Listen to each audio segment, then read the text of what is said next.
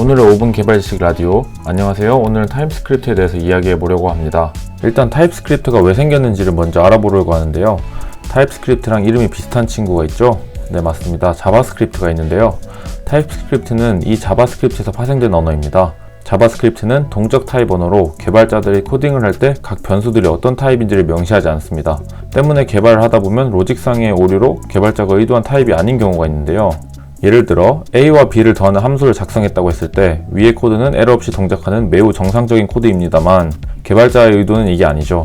이렇게 오류 없이 돌아가지만 의도한 동작이 아닌 경우도 있고 아예 코드가 동작하지 않아서 빈 화면이 뜨거나 멈춰버리는 경우도 많이 있습니다.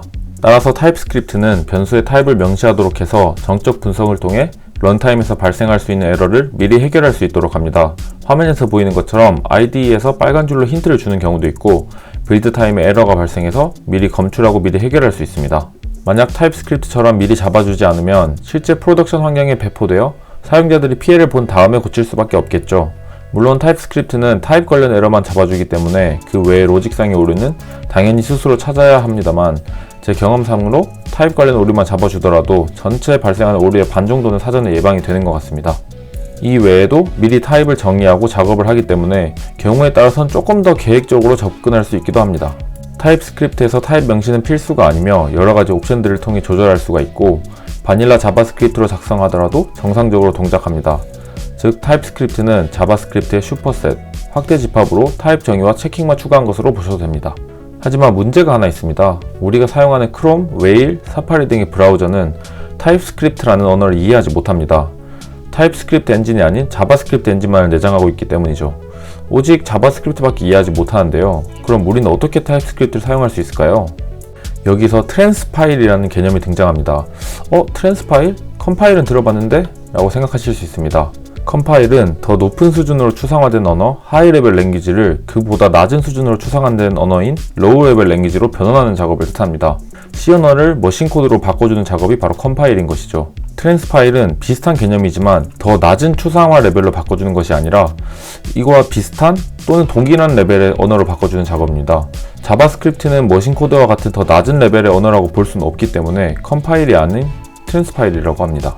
정리해보자면 브라우저는 타입스크립트를 이해할 수 없기 때문에 자바스크립트로 변환을 해서 실제 브라우저에서 돌리게 됩니다. 자, 여기까지 잘 따라오셨으면 문득 아니 그냥 자바스크립트로 작성하면 바로 브라우저에서 돌릴 수 있는데 괜히 타입스크립트로 작성하면 코드도 트랜스파일 해야 되고 괜히 빌드 타임만 늘어나고 비효율적인 거 아니야? 라고 생각이 드실 수 있습니다. 합리적인 추론이긴 합니다. 실제로도 빌드 타임이 타입 체킹 때문에 조금 더 늘어나기도 합니다. 하지만 현실은 생각보다 녹록지 않습니다.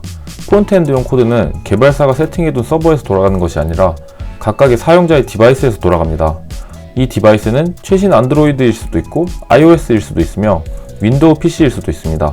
또 극단적으로는 이제 더 이상 업데이트가 지원되지 않는 갤럭시 S2 같은 디바이스일 수도 있습니다. 이 경우 최신 자바스크립트 문법이 동작하지 않을 수가 있는데요.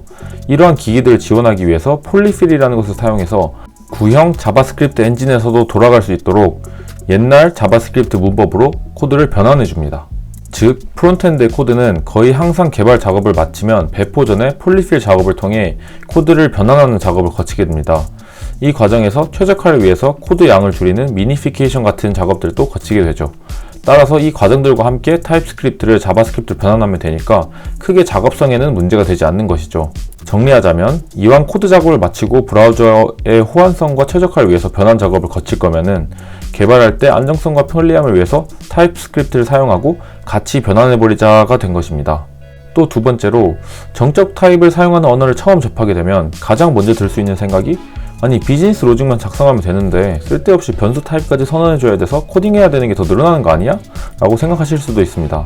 이건 사람마다 생각이 조금씩 다를 수는 있는데요. 제 개인적인 생각으로는 개발자는 사람이기 때문에 필연적으로 실수를 하게 되어 있습니다. 그래서 바닐라 자바스크립트를 사용할 때는 이 버그를 실제 페이지를 접근해서 오류가 발생해서 빈 화면이 떠야지만 그제서야 검출할 수 있었는데요. 타입스크립트를 사용하면 비주얼 스튜디오 코드와 같은 IDE에서 개발 중에 바로바로 에러를 표시해주기 때문에 오히려 제 기준에서는 생산성이 더 높아졌습니다. 또 타입스크립트에서는 객체가 어떤 속성을 가지고 있는지 미리 선언해야 되기 때문에 IDE가 어떤 속성을 가지고 있는지를 미리 알 수가 있고 따라서 속성을 타이핑할 때 자동 완성이 되어서 끝까지 치지 않아도 되기 때문에 작업 속도가 더 빨라지는 것 같기도 합니다. 하지만 최근에는 타입스크립트를 자바스크립트로 변환하는 과정이 작업성을 저해한다는 의견도 조금씩 나오고 있습니다. 이는 최신 브라우저들의 발전 때문인데요.